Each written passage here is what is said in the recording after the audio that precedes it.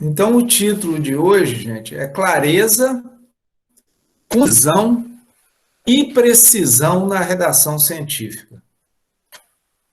Então, como eu disse, nós vamos apresentar uma parte hoje e o resto na quinta-feira. E aí nós vamos encerrar o nosso curso.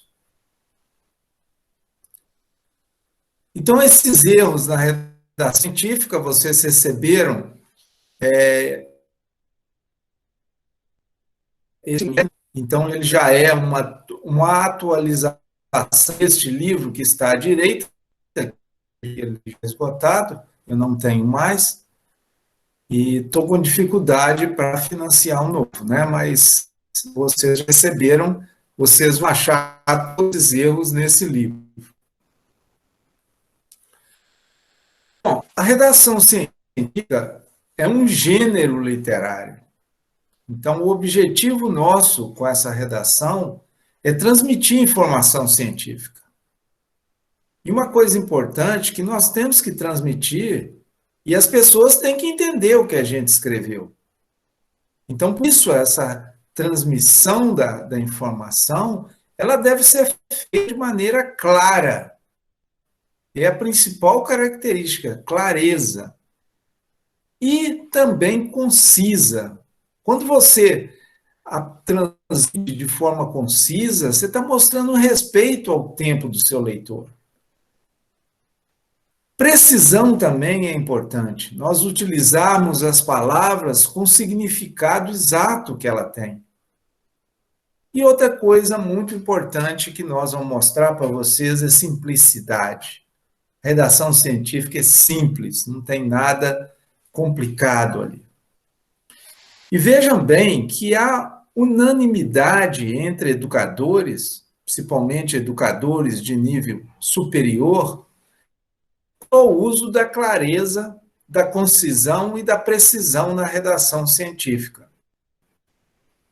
Mas vejam bem, há uma resistência dos educadores quanto ao uso da simplicidade.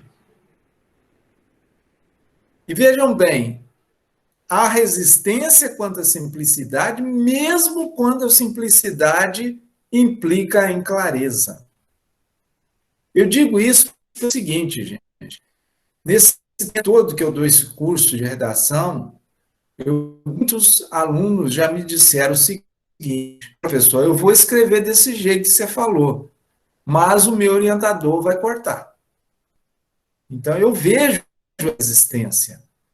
E talvez isso seja explicado pela nossa educação, pela nossa base educacional, quando nós aprendemos que nós não devemos repetir palavras no texto. Nós devemos usar sinônimos. Isso pode valer até para a literatura, mas não para a redação científica. Então, nós vamos mostrar exemplos para vocês de revistas como Nature, em que usam essa simplicidade. Definições. O que é um texto claro? É aquele em que o redator não deixa margem a interpretações diferentes da que ele deseja comunicar. Um texto claro, gente, é aquele que a gente lê e entende depois da primeira leitura. E um texto obscuro, creio que vocês conhecem bem, é aquele que a gente lê 1, 2, 3, 4 vezes e não entende. Então, nós temos que aprender a ser claro. Não é fácil, mas a gente aprende. No texto conciso, o redator transmite o máximo de informações com o mínimo de palavras. Eu acho que alguém aí, se já leu Machado de Assis, é impressionante a capacidade de concisão que ele tem. Com frases pequenas, transmitindo muitas informações. Então, é isso que nós precisamos também desenvolver. No texto preciso, o redator atribui a cada palavra que ele usa a tradução exata do que ele deseja transmitir. Então, nós temos que usar as palavras com o significado exato que ela tem. E para isso que existem os dicionários. Então, na dúvida, se a gente não conhece bem a palavra, olha no dicionário, vê se de fato ela tem esse significado.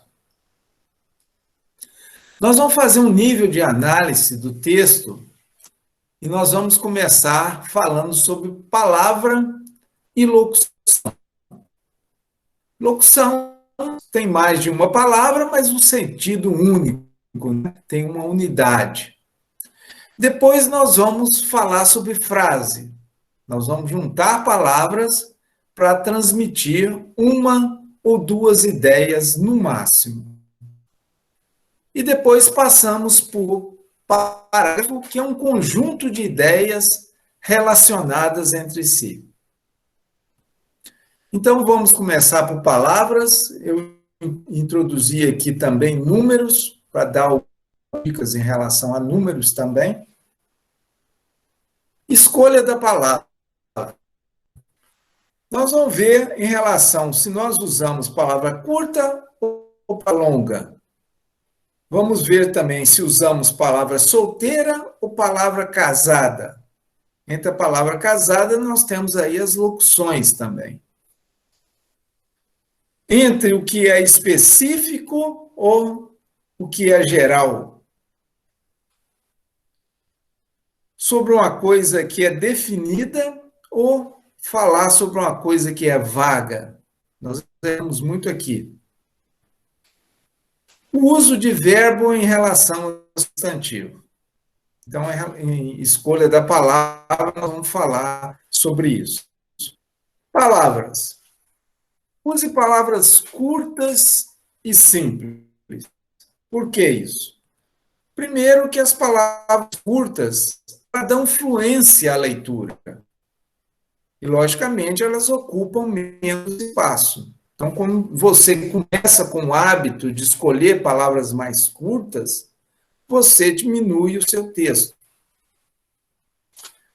E as palavras simples, essas são fáceis de entender. Lógico, elas vão contribuir para a clareza. Então, se você tem duas palavras que você pode empregar, se uma delas tem vários significados, evite, use aquela que é mais simples, que todo mundo possa entender.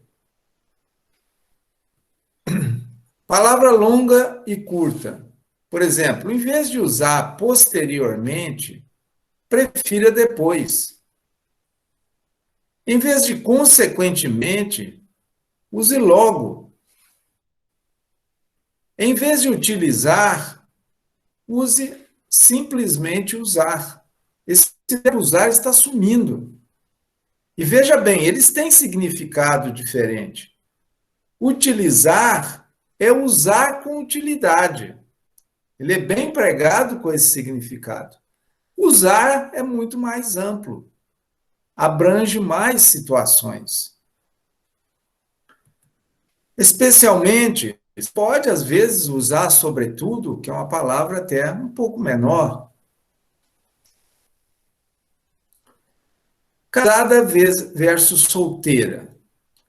Por exemplo, para que você vai usar no intuito de, veja que são 3 palavras, se nós temos uma palavra pequena, que é o para, que tem o mesmo significado.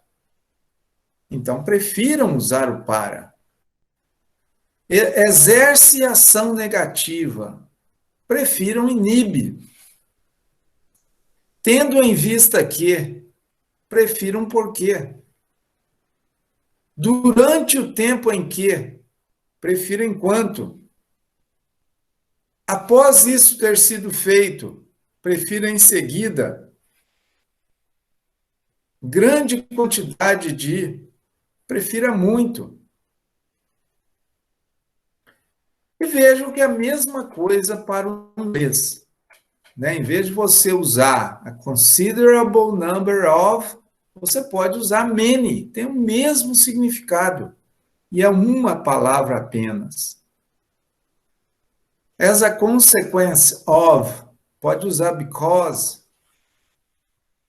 During the time that, pode usar while. In many cases, pode usar often. Então vejam que o que nós vamos mostrar aqui para o português também é válido para o inglês. Geral mais específico versus específico. Esse é um erro muito comum que a gente acha nos textos de tese. Vocês possivelmente devem estar cometendo esse erro. Por exemplo, a pessoa escreve mês de outubro. Primeira coisa que nós temos que pensar é o seguinte: um artigo científico, quem vai ler são cientistas, né? A pessoa que tem o mesmo nível cultural que nós. E essa pessoa, logicamente, ela sabe que outubro é mês. Então não há necessidade de usar essa palavra mais geral que é o mês, já que você vai especificar qual mês você está querendo se referir a ele. Então, basta você escrever, em outubro ocorreu isso, isso e isso. A mesma coisa de ano. A pessoa escreve ano de 2021. Será que há necessidade de botar esse ano, que é geral? Ou você já vai direto em 2021? Outro exemplo, cor amarela. Será que você escrever apenas o específico, que é amarela, a pessoa não sabe que isso é cor? Eu acho que sim, né? Então você pode escrever apenas semente amarela. Não precisa escrever semente de cor amarela. Região Nordeste. Veja bem, se Nordeste começa com letra maiúscula, já indica que é a região. Então você não precisa da palavra região. Você pode escrever no Nordeste. Característica, altura. Por exemplo, a altura do animal. Precisa dessa palavra característica, que é muito geral? Acho que não, né? Vocês podem começar logo falando da altura do animal sem a palavra característica. Essa é muito usada no texto em português. Valor médio. Você vê que valor é geral. Pode ter qualquer valor. Mas você está querendo se referir a uma média que você tem. Você está falando sobre determinada média. Então, você pode usar simplesmente média. Não precisa falar valor médio. Variável produtividade. O seu leitor também deve saber que produtividade é variável. Você não precisa usar esse termo geral que é variável. Então, fale apenas em produtividade. Construções redundantes. Vou dar aqui alguns exemplos para vocês verem. A pessoa escreve o seguinte: os ensaios foram conduzidos em 3 locais: Viçosa, Coimbra e Oratórios. Veja o seguinte: quando eu coloco ali 3 locais, isso é informação geral. E veja que logo em seguida eu apresento os locais específicos. Então, há necessidade de falar que são em 3 locais? Né? Eu poderia escrever que os ensaios foram conduzidos em Viçosa, Coimbra e Oratórios. O leitor sabe contar, né? São 3 locais. Não há necessidade de informar isso. Um outro exemplo parecido: os ensaios foram conduzidos 2 vezes ao ano, em abril e julho. Vocês já devem ter percebido o que está sobrando aqui, né? 2 vezes ao ano. Isso é geral. E logo em seguida, você dá a informação específica, que é em abril e julho. Então, isso aqui é o específico. Isso que é o importante. Então, você poderia escrever com mais concisão: os ensaios foram conduzidos em abril e em julho. Vago vezes definido. A gente encontra, às vezes, lendo um texto científico, a pessoa escreve assim, recentemente, e fala sobre alguma coisa. Veja bem, você como leitor vai pensar recentemente, esse cara está falando da semana passada, do mês passado, do ano passado. Veja bem que isso é vago. Ele não informa com precisão o que é recentemente. E no texto científico, nós temos que ser mais preciso. Pelo menos algumas vezes nós vamos ter que ser mais precisos. Então, é melhor você dar essa precisão. Em 2018, agora sim. Quando você usa influenciar, também você está sendo um pouco vago. Por quê? Se uma coisa influencia a outra, pode influenciar para mais ou para menos. Pode aumentar ou pode diminuir. Quer dizer, você usando o influenciar, você não dá a informação completa. Então, é melhor você dar essa direção da influência, se aumenta ou se diminui. Foram descritas muitas bactérias. Mas o que são muitas bactérias? Veja que cada um vai ter uma ideia diferente. Então, se for necessário aí precisão, você informe, né, quantas bactérias são. Foram descritas 200 bactérias. Agora está bem definido. Olha isso aqui que eu encontrei no Material e Métodos de um artigo científico. Os ninhos foram observados frequentemente por sinal de predadores. Veja bem, você lê um artigo desse e quer seguir a metodologia desse artigo. Aí você lê frequentemente e fala, mas o que é frequentemente? Todo dia? 2 em 2 dias? Toda semana? Então veja que isso é vago. Então nós precisamos aí ser precisos, né? Os ninhos foram observados a cada 12 horas por sinal de predadores. Veja que aí sim é possível você seguir a metodologia apresentada. Então, os números, gente, eles dão precisão ao texto. Verbo. O verbo, gente, é importante. Ele dá poder e direção à escrita. Não esconda o verbo ao preferir substantivo. Vou dar um exemplo para vocês. O verbo é mais direto e conciso que o uso de substantivo. Vejam esses exemplos. Quando você escreve, houve melhoramento da saúde do animal. Você está usando melhoramento, que é um substantivo. O verbo qual é? Melhorar. Então, você pode ver se com o verbo melhorar, você constrói uma frase mais direta. Uma opção seria escrever: a saúde do animal melhorou. Ocorreu uma diminuição do nutriente. Diminuição também é substantivo. Nós podemos pensar numa frase com o verbo diminuir.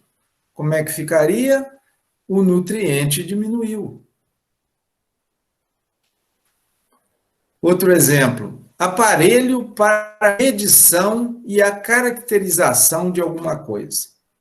Medição é substantivo, caracterização é substantivo. Vamos trocar isso por verbos. Aparelho para medir e caracterizar. Vejam que no caso de verbo é diferente de substantivo. Substantivo pede a preposição. No caso de verbo, não é necessário usar essa preposição. Então, fica mais enxuto o texto. A determinação do teor de água da semente foi realizada. Determinação também é substantivo. O verbo é determinar. Então, vejam como é que fica melhor. O teor de água da semente foi determinado. Então, veja que é mais direto e mais conciso o uso de verbo. Não é em todas as situações, mas você tem que fazer um teste, né? Tentando trocar o substantivo pelo verbo para ver se melhora. Veja que em inglês é a mesma coisa. Nós fizemos uma análise, é uma forma de escrever, mas você pode ser muito mais direto, em vez de usar o substantivo análise, usar o verbo analisar. Então seria nós analisamos. Então veja que fica mais direto. A quantificação de átomos foi feita. Então, a quantificação também é substantivo e o verbo é quantificar. Então, vamos usar o verbo quantificar. Os átomos foram quantificados. Então, veja que é a mesma coisa. Em inglês, você tem que dar ênfase também aí no verbo. Esse é um erro bastante comum que nós cometemos quando nós juntamos um verbo a um substantivo, quando, na verdade, nós poderíamos usar apenas o verbo. Isso ocorre nas teses, mas o pessoal usa mesmo. Por exemplo, promoveu aumento. Promoveu é um verbo, aumento é um substantivo. Enquanto ele podia utilizar apenas aumentou. Não há necessidade de escrever promoveu aumento. Outro exemplo, proporcionou diminuição. Proporcionou o verbo, diminuição substantivo. Você poderia escrever apenas diminuiu. Provocou dificuldades. Dificultou. Realizou um teste. Você já deve estar imaginando aí, né? O que é melhor. Testou. Tiveram efeito prejudicial. Prejudicaram. Então vejam que tem essa forma, né, mais concisa de se escrever, com o mesmo significado. Bom, vozes verbais. Bom, as vozes verbais, elas estabelecem a relação entre o sujeito e a ação expressa pelo verbo. Por exemplo, na voz ativa, o sujeito exerce a ação descrita pelo verbo. Enquanto na voz passiva, o sujeito recebe a ação exercida pelo verbo. Vamos ver no exemplo que fica mais fácil da gente entender. Na voz ativa, nós escrevemos assim: nós realizamos um teste. Vamos ver que nós temos o sujeito, e é esse sujeito que exerce a ação de realizar alguma coisa.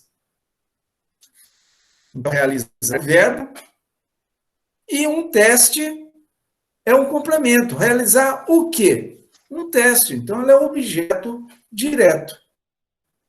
Então, veja que nessa forma ativa de escrever, um teste, ele sofre ou recebe a ação do verbo realizar. O sujeito pratica a ação de realizar e um teste recebe a ação do verbo realizar. Vocês vão ver que na voz passiva, esse um teste que sofre essa ação, ele vai passar a ser o sujeito da frase. Mas vamos continuar aqui na voz ativa. A estrutura da voz ativa é direta: sujeito, verbo e complemento. Na maioria das vezes, na redação científica, nós vamos tentar usar a voz ativa. Na maioria das vezes, não em todas. Bom, na voz passiva, como nós dissemos, nós vamos começar, o sujeito vai ser um teste. Um teste foi realizado por nós. veja que o sujeito é um teste e ele sofre ou recebe a ação do verbo realizar. Então, ele é um sujeito passivo. E veja que aqui o verbo é uma locução verbal, nós temos o verbo auxiliar mais o particípio. E aqui no fim, nós temos o por nós, porque o nós é que tem essa função de expressar a ação do verbo. Então, ele continua sendo o agente, mas agora é um agente da passiva, nessa construção que é realizado nessa voz passiva. E vejam bem que eu botei por nós entre parênteses, porque nos textos científicos a gente não apresenta esse agente da passiva. A gente escreve apenas um teste que foi realizado.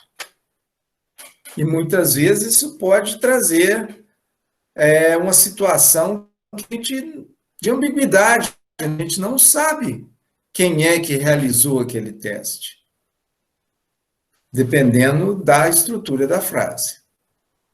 Então, vejo que essa estrutura da voz passiva, ela é um pouco mais complexa.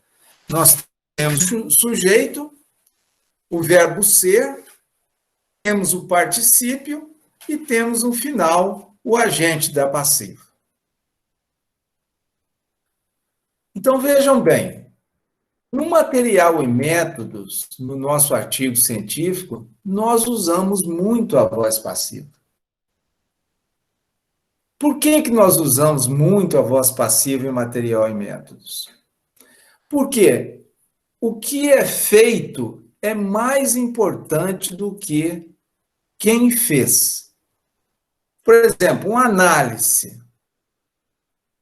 Pode ser que a análise tenha sido feita por terceiros, numa empresa terceirizada, pode ter sido feita pelo laboratorista. Não foi nenhum dos autores que fez. Então, nós queremos dar ênfase na análise, e não quem fez aquela análise. Por isso, nós podemos aí utilizar essa voz passiva. Então, o equipamento, um produto químico, ou um procedimento, ele pode vir no início da frase. E aí nós damos ênfase a esses equipamentos e produtos químicos. Por exemplo, o equipamento X foi usado para essa análise. Então, veja que nós temos aí a voz passiva. E nós estamos dando ênfase ao equipamento X. Não interessa, né, quem fez essa análise. O importante aqui é citar o equipamento. Bom, mas há revistas que, no material e métodos, elas já usam as duas vozes. É o caso da Nature. Eu peguei aqui um artigo e ele escreveu no material e métodos: nós usamos 30 abelhas. Então, isso é voz ativa. E quando ele escreve mais na frente, was fed, quer dizer, foi alimentada, ele já está usando a voz passiva. Então, já tem algumas revistas hoje, ou não sei se muitas, mas que já estão permitindo você usar as duas vozes no material e métodos. Qual o problema da voz passiva? O primeiro problema é que ela alonga a frase, né? Ela exige esse verbo ser, ou no caso do inglês, o verbo to be. Ela é menos vigorosa, né? Compare, por exemplo, falar preciso fazer algo, que é voz ativa, com algo precisa ser feito, que é voz passiva. A gente vai ver que é mais vigoroso a voz ativa. Algumas vezes leva a ambiguidade, porque você não diz quem praticou a ação. Então, não informamos quem é o agente da passiva. Então, pode criar uma ambiguidade. Bom, mas de qualquer forma, a voz passiva também é utilizada no texto científico. Mas quando nós devemos usar? Nós mostramos para vocês que no material em métodos ela aparece bastante, quando o agente não é importante. Quer dizer, não interessa quem praticou aquela ação, quem fez aquela análise. O importante é que a análise foi feita. E nós vamos ver mais adiante que também nós usamos a voz passiva para manter a coesão do texto. Eu vou deixar isso para mais para frente, porque a gente vai falar sobre coesão do texto e a gente vai dar um exemplo de como a gente usa aqui, neste caso, a voz passiva para manter essa coesão. Outra coisa, gente, evite muitos acrônimos. Acho que eu já comentei isso com vocês. O que é acrônimo? São as iniciais, né? Por exemplo, CCA. São as iniciais de Centro de Ciências Agrárias. Então, isso é um acrônimo. Bom, se você usa muito acrônimo no seu texto, você confunde o leitor. Eu acho que você já deve ter tido experiência, né, de ler alguma tese, de ler algum artigo que tem muito acrônimo. Então, a gente tem que tomar muito cuidado com isso. Alguns acrônimos que são padrões e amplamente aceitos, como DNA, RNA, você nem precisa explicar, né, o que ele significa. Isso aí não tem problema. Agora, a gente usa muito acrônimo para substituir termos longos que aparecem muitas vezes no manuscrito. Aí vale a pena, né? A gente usa aquilo com frequência, é um termo longo, e utilizando esses acrônimos, nós vamos ser mais concisos no nosso texto. Só não podemos exagerar. Então, vejam um exemplo. Fixação biológica de nitrogênio. Então, a primeira vez que você escrever fixação biológica de nitrogênio, você já põe entre parênteses FBN. E a partir daí, gente, só usa FBN. Um erro comum, e vocês devem checar, é se de fato vocês escreveram as 4 palavras, fixação biológica de nitrogênio, a primeira citação, porque muita gente repete essas palavras mais para frente no texto. E mais para frente só deveria constar FBN. Isso é fácil checar, né? Evite mais de 5 acrônimos no seu texto. E até na sua tese. Isso facilita muito para os leitores. Uma coisa importante aqui é que no abstract da sua tese ou do seu artigo, você vai ter que redefinir esses acrônimos. Por quê? Porque o abstract é independente. Tem muita gente que só lê o abstract. Então, os acrônimos que você usar aqui, você vai ter que novamente definir esses acrônimos. Se é que a revista permite usar acrônimos abstract. Tem revista que não permite. Então, você tem que ver as normas da revista. A lista de abreviaturas, eu comento com vocês, nos artigos que são publicados, muitas vezes eles aparecem na primeira página, então isso facilita para o leitor, mas nas teses não tem essa lista de acrônimos. Então o leitor ele fica perdido. Em relação a número, quando você se referir a número entre 0 e 9, escreva por extenso. Se você se referir a número maior do que 10, use algarismos.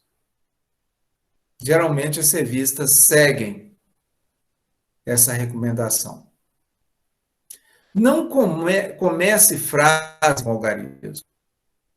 Por exemplo, 22 atletas, você escrever 22. Teria que escrever, né? 22 atletas. Mas tente evitar isso, né? Botar no início da frase esses números, para que você possa, no meio da frase, escrever 22. Essa unidade, ou essas unidades de grandezas, o pessoal costuma errar muito aqui. O primeiro erro que a gente vê é juntar o número com a unidade. Vejam que há um espaço, né? 2 espaço mililitros. E esse mililitro pode ser com L minúsculo ou com L maiúsculo. Você tem que ver na revista qual que ele utiliza. 5 metros, 5 espaço metro. E veja que metros, né? Não é S, não é MLS. Então não tem aqui plural, não. 3.188 quilos, tem um espaço. E o quilo é com K minúsculo. Tem muita gente que usa o maiúsculo e está errado. Se você tem 2 ou mais números na frase, e um deles é maior que 10, você pode colocar os outros também na forma de algarismo. Então, você pode escrever, foram usadas 4, 8 e 12 amostras. Por quê? Porque o 12 está acima de 10, acima de 10 a gente usa algarismo, e neste caso, você pode também usar o 4 e o 8 na forma de algarismo. Prefira escrever dessa forma, 3.200. Por quê? Porque é uma confusão inglesa em relação ao uso de ponto e vírgula. Né? A vírgula em português usa de uma maneira diferente do que usa em inglês. Agora, logicamente, você tem que vai ver a norma da revista. Porque, embora se recomende usar 3.200 sem ponto e sem vírgula, algumas revistas em inglês continuam a utilizar a vírgula depois do 3. Então, a norma da revista é mais importante. Vocabulário. Mantenha o leitor focado no texto. Ou seja, não use sinônimos para palavras-chave do seu texto. Quer dizer, todo o texto científico que nós escrevemos, eles têm as palavras-chave importantes. Vão aparecer no seu abstract, muitas delas vão aparecer no seu título. Então, não use sinônimos para essas palavras. Veja bem, o leitor não deve perder a concentração no texto, tentando imaginar se rato, animal e roedores são as mesmas criaturas. Por quê? Porque usou os 3 termos no seu texto e deixa o leitor confuso.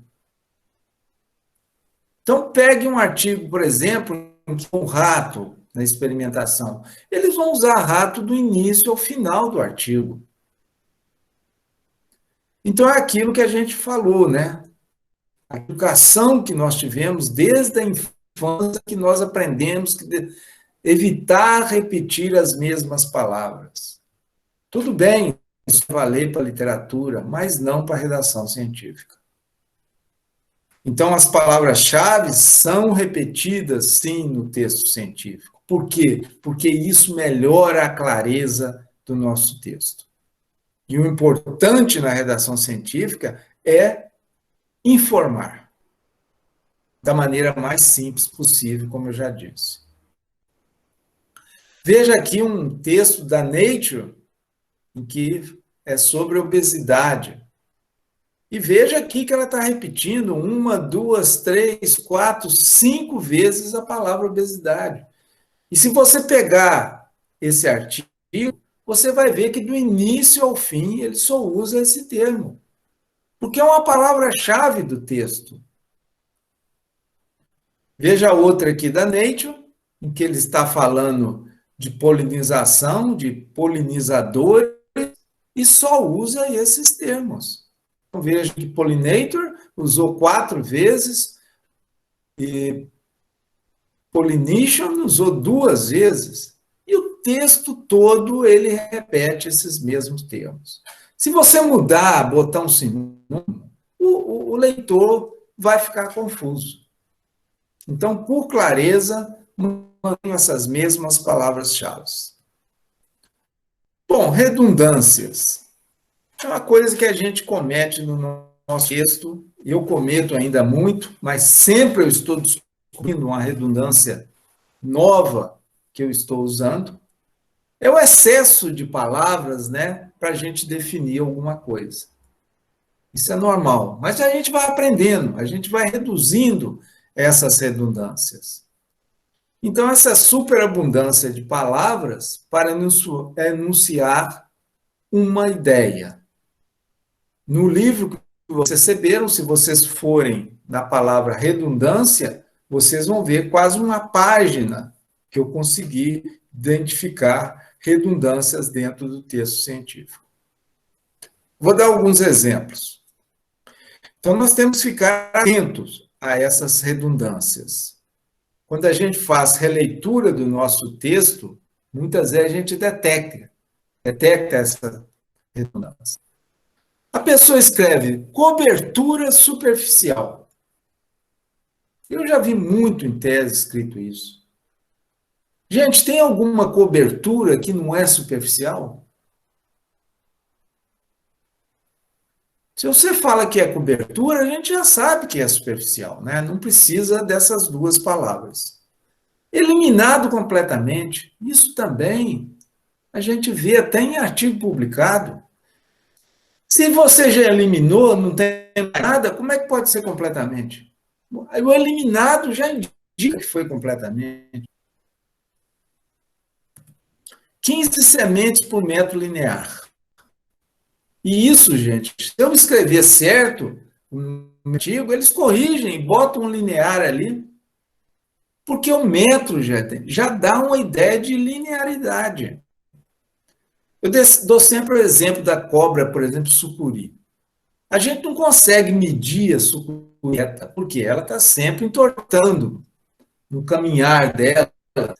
Então, a gente pega a fita métrica, vai medindo a sucuri e a gente fala, 5 metros. A gente não fala 5 metros curvilíneos, porque o metro já dá ideia de linearidade. Então, basta escrever 15 sementes por metro. Melhorar mais a unidade.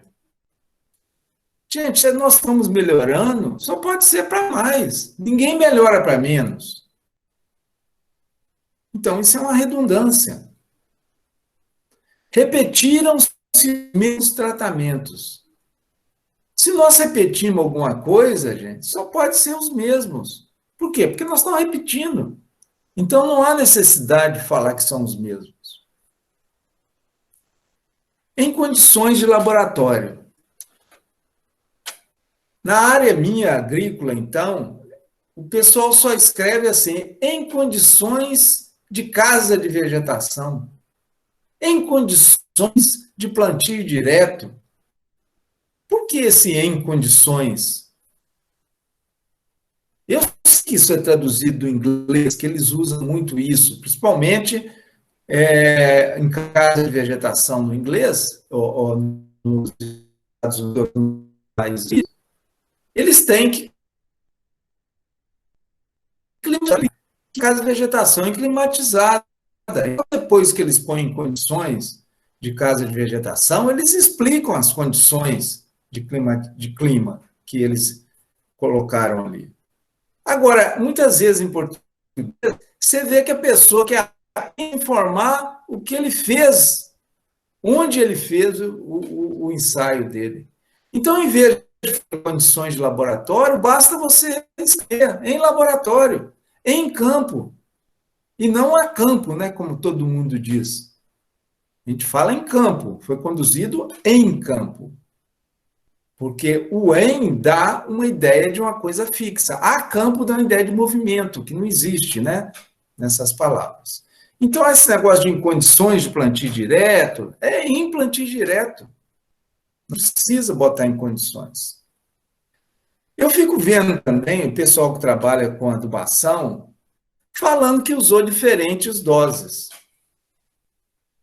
Gente, a gente que é cientista, a gente sabe que não vai testar doses iguais. Não faz sentido Se você testou doses, é lógico que são diferentes. Você nem precisa explicar isso. Agora, o cara ainda escreve, no título eu já vi isso, doses crescentes de nitrogênio. É lógico, se você usou mais de duas, elas vão ser crescentes. Ou se você quiser botar ela ao contrário, vai ser decrescente. Mas que importância tem isso? Então não tem muito sentido, né, a pessoa ter doses crescentes. Se são 4 doses, logicamente elas são diferentes e vão crescer ou decrescer. Então, veja, são redundâncias que nós cometemos. Bom, essa repetição de ideia no texto é outra forma de redundância. Isso é muito comum, né? É comum nós repetirmos ideia ao longo do nosso texto científico. E veja bem que é aí que entra as leituras que nós fazemos do nosso texto. É ali que nós percebemos, né? À medida que nós fazemos 3, 4, 5, 6 leituras, fala, peraí, isso aqui eu já falei lá em cima, né? Eu vou cortar aqui embaixo. Então, com as releituras, você consegue diminuir essas redundâncias também. Bom, heading. Isso aqui é muito importante na redação científica. O que quer dizer essa palavra em inglês, heading? Se você olhar no dicionário, head quer dizer proteger, proteção, né? Uma coisa que leva a alguma dúvida. Você vai achar esses significados. Então vejam, o que é heading na redação científica? É uma estratégia de comunicação muito usada em textos científicos de revista de alto fator de impacto. Nós utilizamos alguns headings nas nossas revistas em português, mas se você comparar com as revistas em inglês de alto fator de impacto, nós estamos usando ainda pouco headings. Mas vamos saber o que é heading. Ela vai persuadir o leitor a aceitar o nosso discurso. Aparecem mais frequentemente na introdução e na discussão do artigo científico. Então, veja bem, heading é uma linguagem precavida.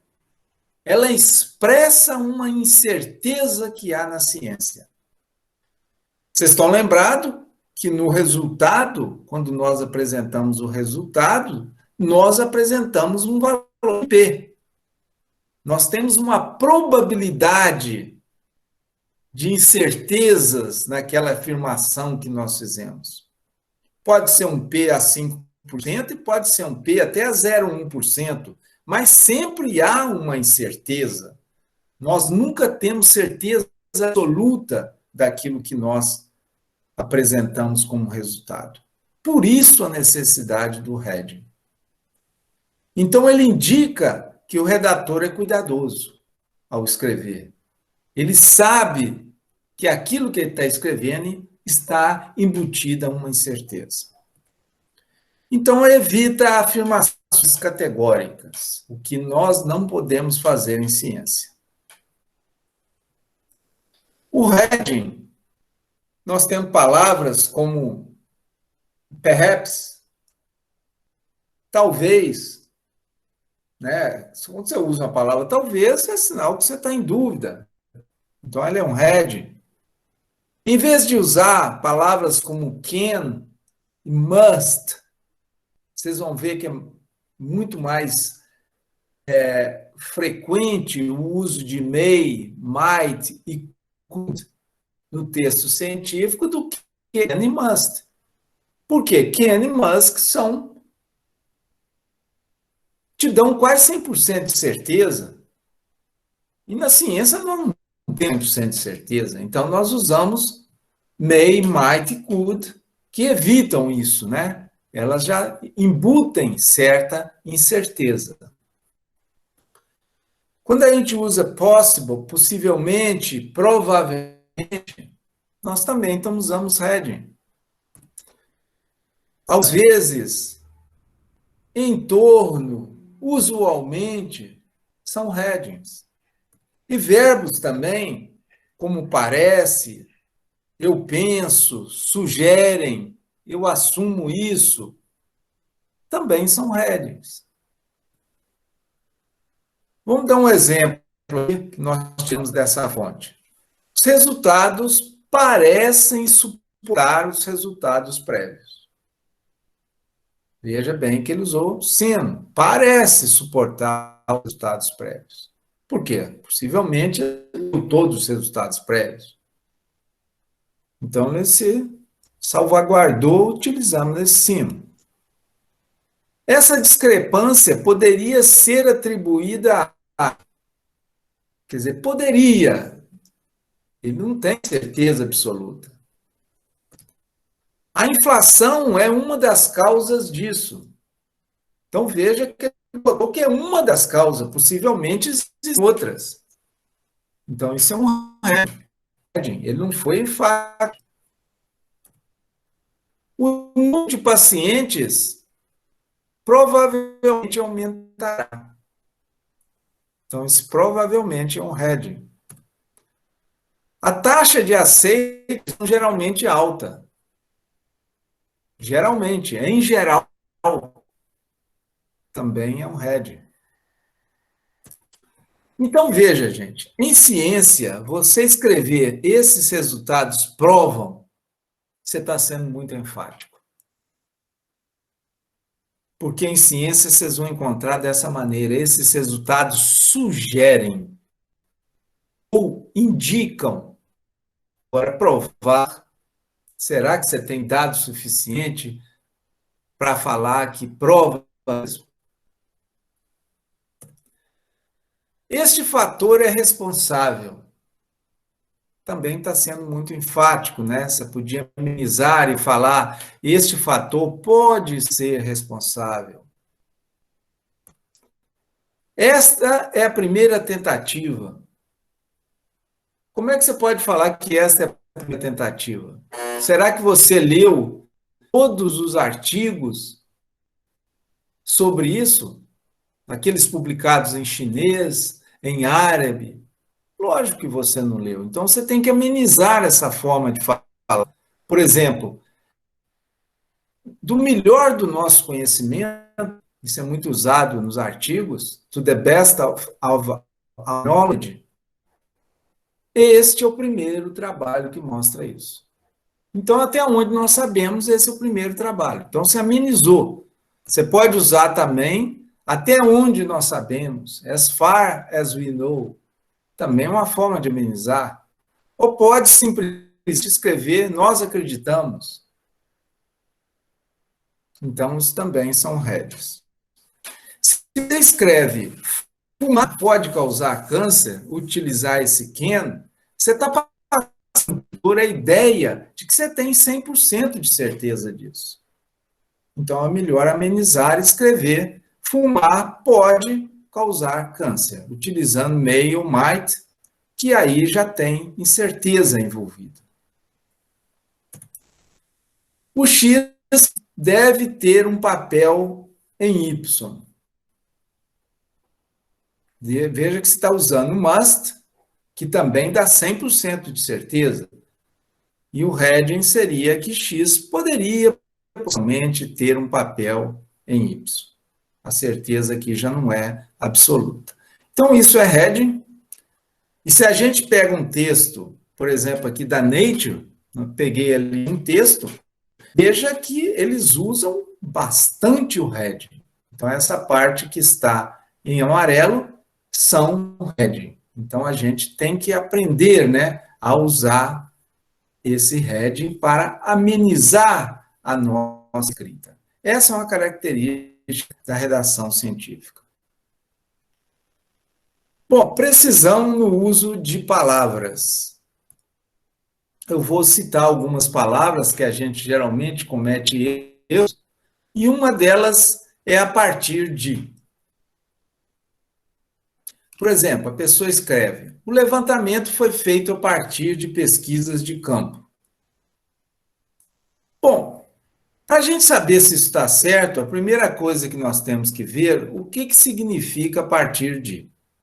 Então, você vai ver no dicionário que a partir de seria a começar de, a datar de. Então, se tiver esse significado, ele está correto. Mas vejam, quando a gente substitui nessa frase acima, o levantamento feito a começar de pesquisa de campo, a datar de pesquisa de campo, você vê que não tem sentido. Então, a partir de aí, não é o mais adequado. Aqui você poderia substituir que o levantamento foi feito com base em pesquisas de campo. Então, tomem cuidado com a partir de.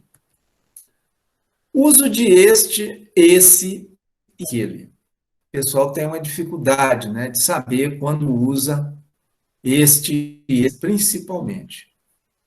Bom, aqui nós temos uma situação no espaço. Se eu estou numa sala de aula e uma pessoa está com um livro lá no final da sala, e eu estou no início, eu posso falar aquele livro. Agora, se a pessoa está perto de mim, tem esse livro na mão, eu posso falar esse livro. Se eu tiver o livro na mão, eu posso falar este livro. Então, essa é uma situação no espaço. Eu tenho uma situação também no tempo. Quando eu falo este ano, eu me refiro a 2021. Se eu quero me referir a um ano anterior, recente, por exemplo, 2020, 2019, eu posso usar esse ano. Mas se eu for me referir a um ano bem distante, 1980, por exemplo, eu posso usar aquele ano. Então, são situações no tempo e no espaço. Agora, o mais importante aqui é a situação no texto. Então, é esse aqui que eu vou chamar a atenção de vocês. Então, esse. Quando é que a gente usa esse no nosso texto? Esse, gente, indica coisa já apresentada. Aquilo que já é conhecido do nosso leitor. Um exemplo. Você escreve Silva, 2005, indicou que o medicamento foi eficaz. Esse autor, veja que eu usei esse autor me referindo a Silva, porque eu já apresentei o autor. Esse autor verificou também isso, mais aquilo. Outro exemplo.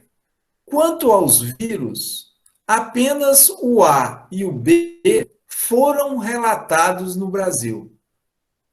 Esses vírus, eu estou usando esses porque eu já apresentei os vírus, que são o A e o B. Esses vírus causam tais e tais doenças. E o este? Como é que nós utilizamos o nosso texto? Bem, o este tem duas situações. Ele pode fazer referência ao que se dirá a seguir. Você pode escrever dessa forma. Empregaram-se estes medicamentos. E logo em seguida você coloca os medicamentos A, B e C. Então ele está fazendo referência ao que eu disse em seguida. O este também, ele faz menção ao último elemento de uma série anteriormente enunciada. Olha o exemplo. Os participantes do estudo foram separados por idade: 20 a 30 anos, 31 a 40 anos e 41 a 50 anos. Este grupo foi o mais numeroso. Então veja que este está se referindo ao último elemento da série que nós enunciamos. Então ele está se referindo ao grupo de 41 a 50 anos. Outro exemplo. O animal pode resistir ou não ao vírus. Estes, referindo ao vírus, pode ser mais ou menos virulento. Então, veja que ele referiu a vírus, não a animal, que é mais distante.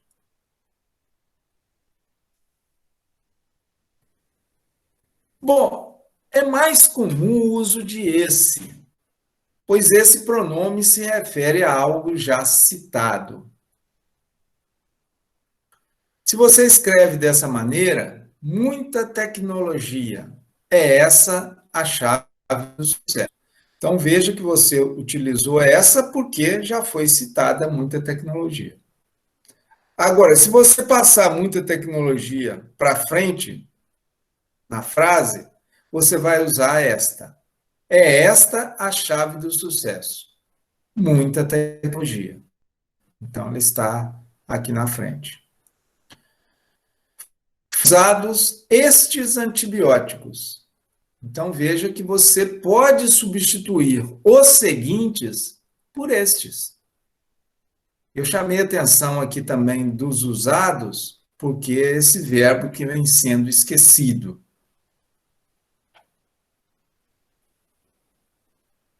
Este e aquele, situação no texto.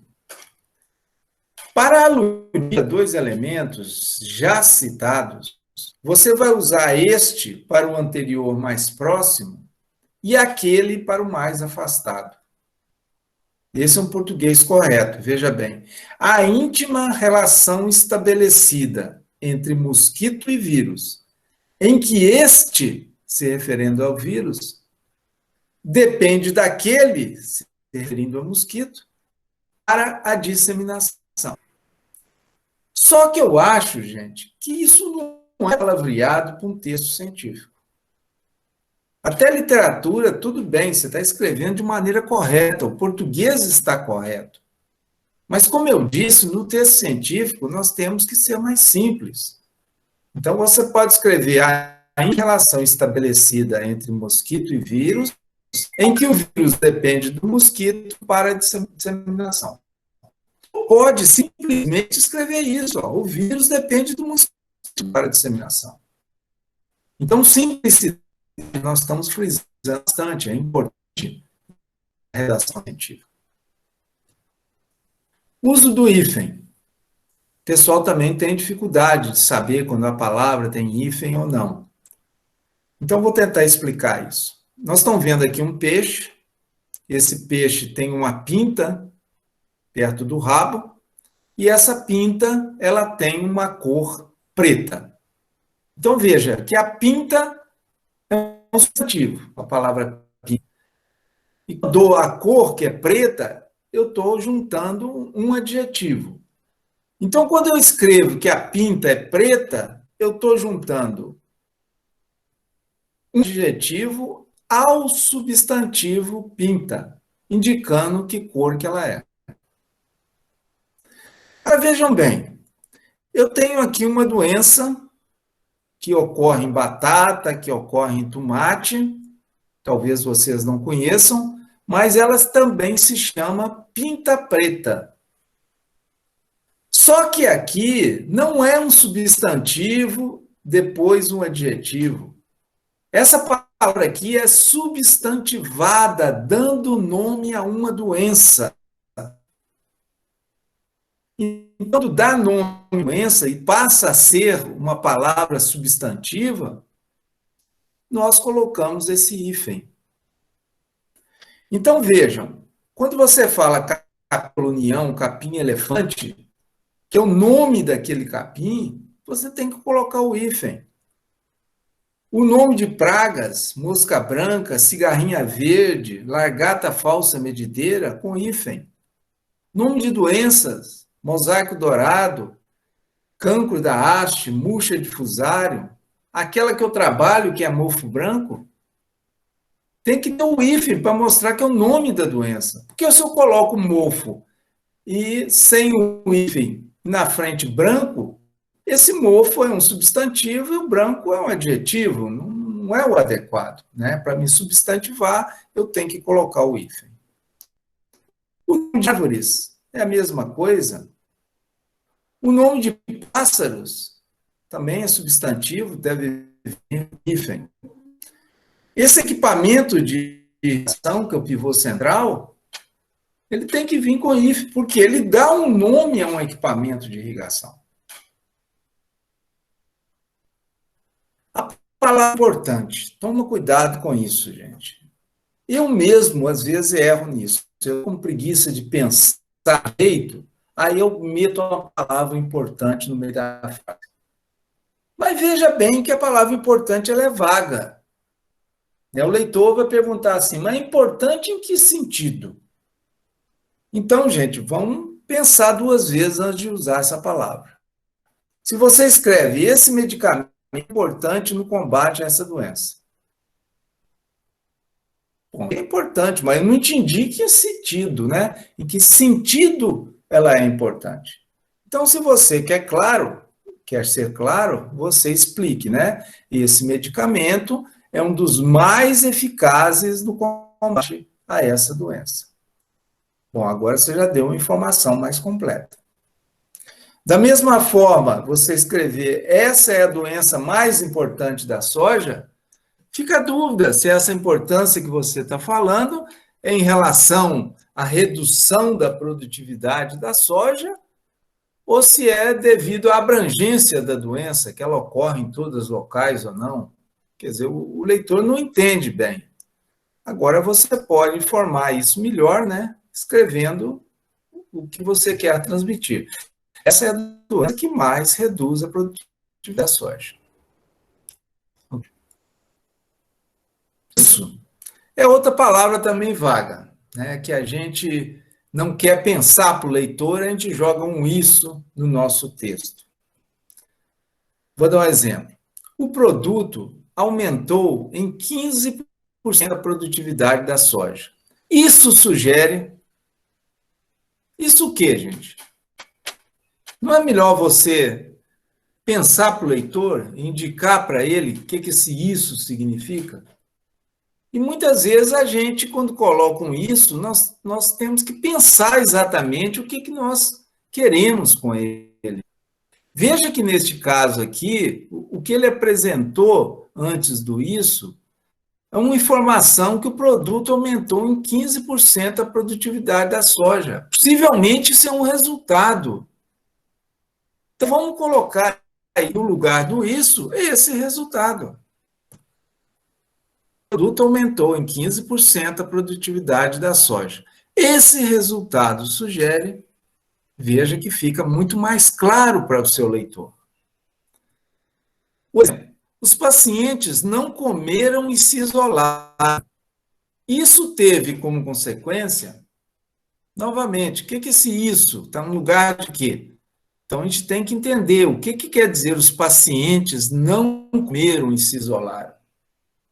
Isso é um comportamento. Então, nós podemos, na nossa frase, esse comportamento teve como consequência, então, assim, nós somos mais claros.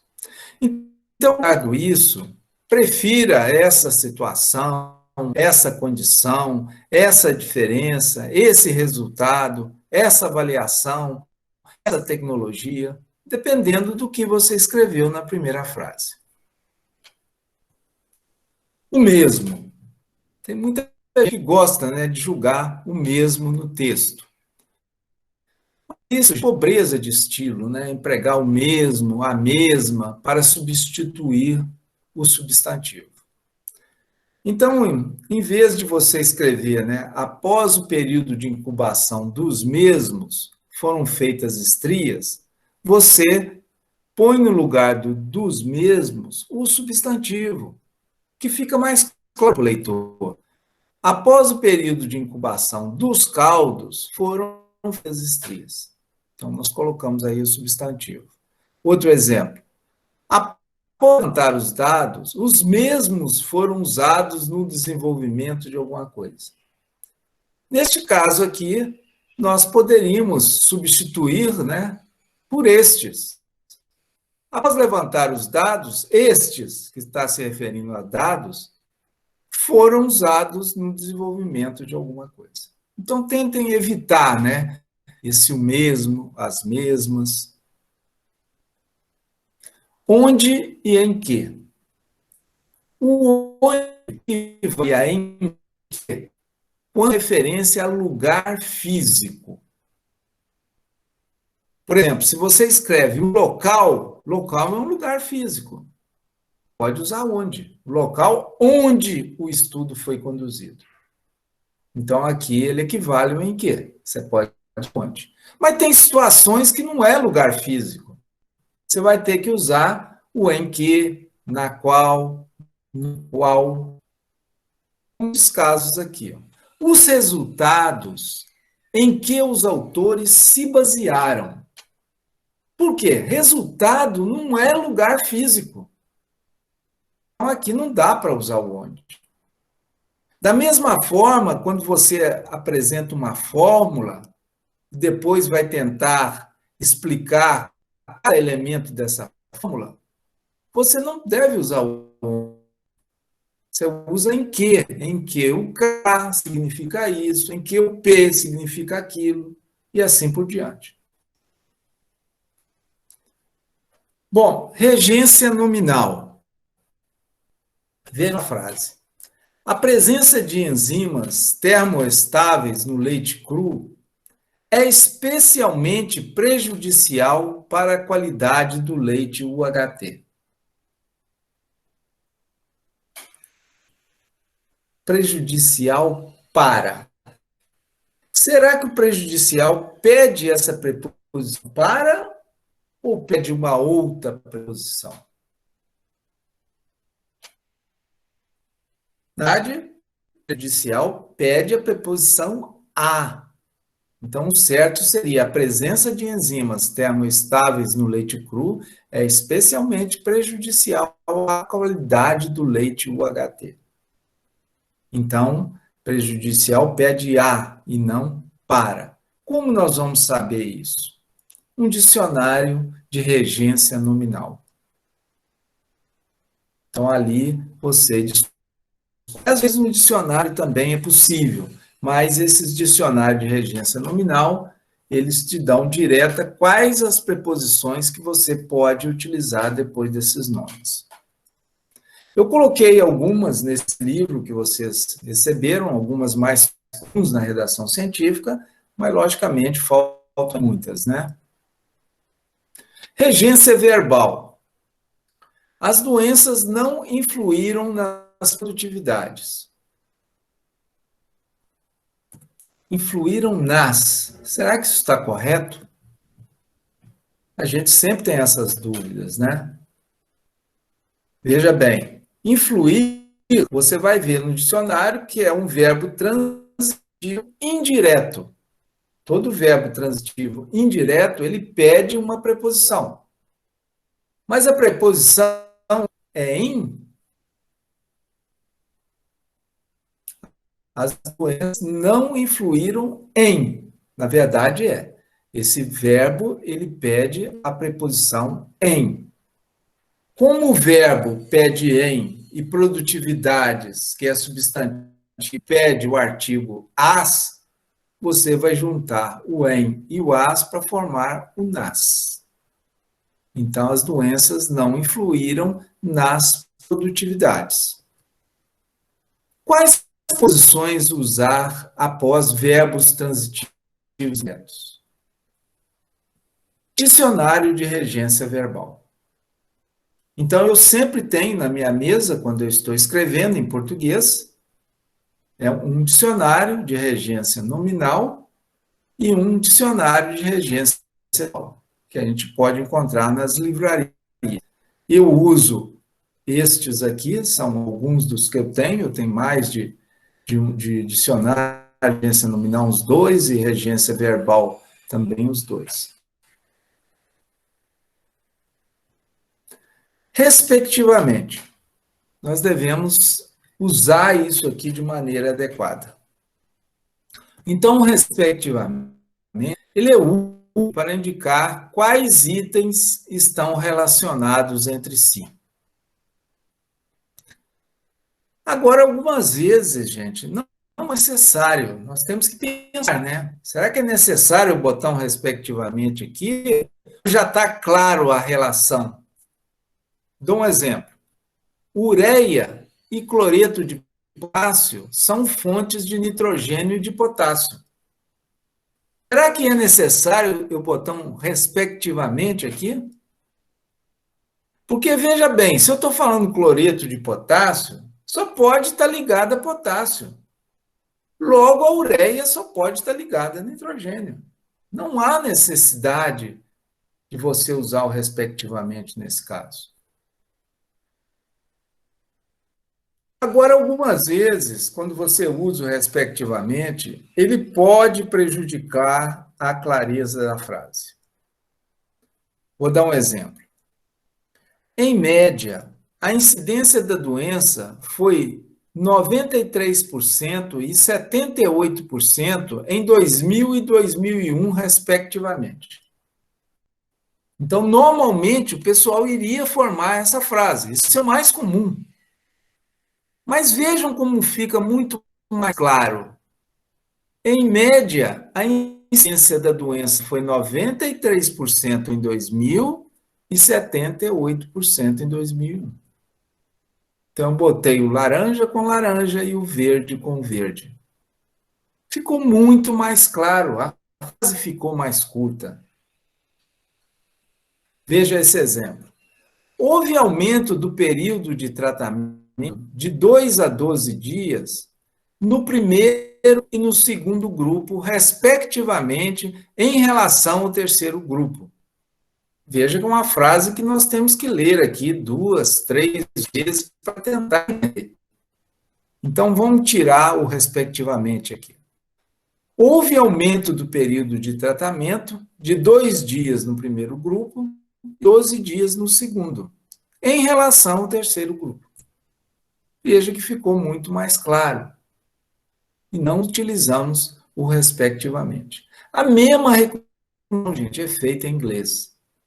Só vamos usar quando for estritamente necessário. Como neste caso aqui, ó, as médias de produção de leite com as dietas A, B, C e D foram, respectivamente, 32, 33, 31 e 34 quilos por dia. Então, respectivamente, pode aparecer aí na metade da frase. Eu até prefiro colocar ele no final da frase, eu acho mais adequado. Esse torna-se, tem gente viciado, né?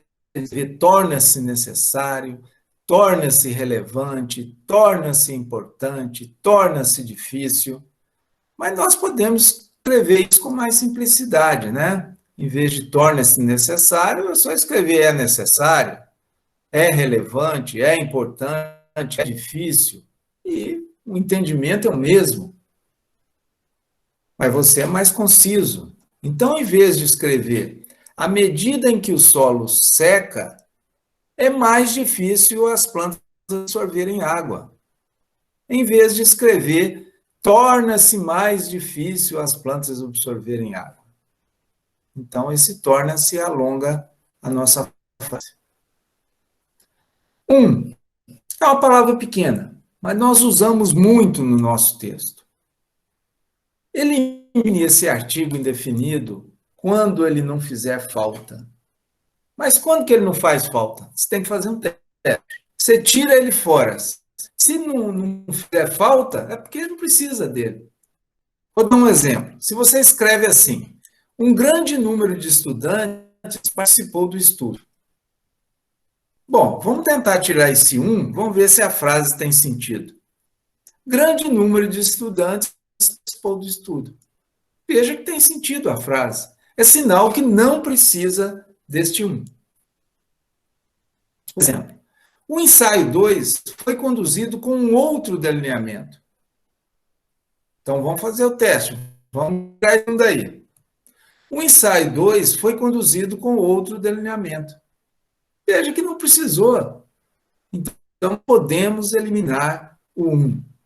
Como tem muito texto, nós podemos eliminar bastante.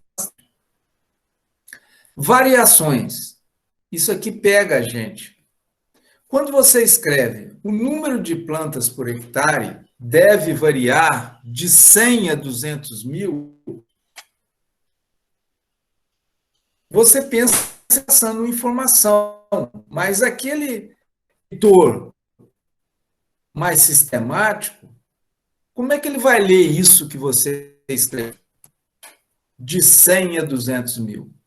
Qual que é o menor valor que tem nesse intervalo que apresenta? O menor valor é 100. E o maior valor é 200 mil. O que está escrito aqui é isso. Mas, na verdade, o que você queria escrever é que o número de plantas por hectare deve variar de 100 mil a 200 mil. Veja que nós temos que repetir a palavra 1000 depois do 100 e também depois do 200. Dando, objetivando. Veja que é um gerúndio, né? Nós já falamos do gerúndio, não sei se falamos ainda, mas é um problema. Visando, objetivando, nós devemos evitar. Né? No lugar dele, nós devemos para, preposição para, simplesmente. Vejam, novos estudos serão feitos visando confirmar. Veja que quando ali um para, o sentido é o mesmo, né? Novos estudos serão feitos para confirmar. É necessário dessa forma. Visando o aumento da população de bactérias, também podemos colocar aqui o para. Para aumentar a população de bactérias, então usem, né? Sempre que possível, no lugar de visando, objetivando, usem o para. Outros erros de precisão que nós cometemos. Quando a gente escreve comprimento do dia. O dia tem comprimento, gente? Alguém já saiu medindo o dia com a fita métrica? Não, o dia tem duração. É duração do dia, não comprimento do dia. Outro erro comum, maiores informações. A informação tem tamanho? Não, a gente dá mais ou dá menos informação. Então, mais informações, sim, está correto. Quando você escreve peso seco de plantas, aqui nós temos dois problemas. Porque se você está apresentando esse peso de plantas em quilos ou gramas, isso passa, não é peso.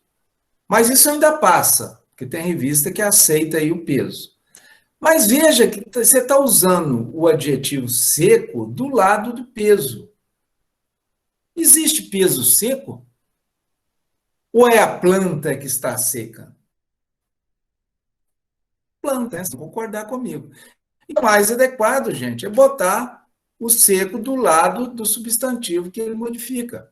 Então, massa de plantas secas, massa de parte aérea seca, massa de risóbios secos. E coloca o seco depois do substantivo que ele está modificando. Teor foliar de nitrogênio. Teor foliar. O teor que você tem é de folha ou é o teor de nitrogênio? Lógico que o teor é de nitrogênio, né? Então, a forma mais adequada de você escrever seria teor de nitrogênio na folha. Ok.